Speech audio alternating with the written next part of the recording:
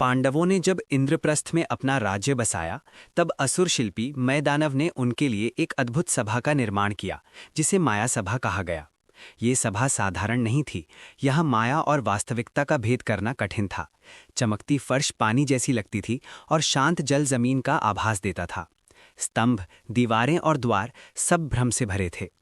राजसूय यज्ञ के बाद जब कौरव इंद्रप्रस्थ आए तो उन्हें भी यह सभा दिखाई गई।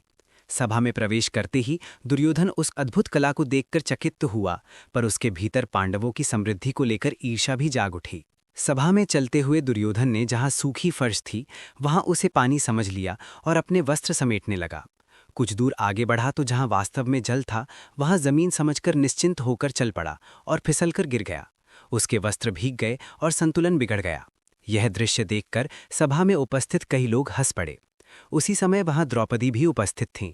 अचानक हुए इस दृश्य पर उनसे भी हंसी रुक न सकी। व्यंग्य और आवेग में उन्होंने कह दिया, अंधे का बेटा अंधा। ये वाक्य दुर्योधन के हृदय में तीर की तरह चुभ गया।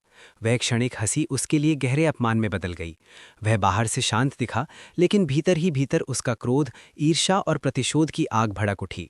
उसे लगा कि पांडवों ने जानबूझकर उसका उपहास कराया है और द्रौपदी ने सबके सामने उसका मान तोड़ा है।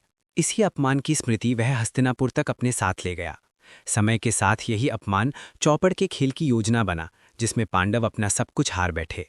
उसी द्वेष का परिणाम द्रौपदी के अपमान, वनवास और अंततः महाभारत के महायुद्ध के रूप में सामने आया।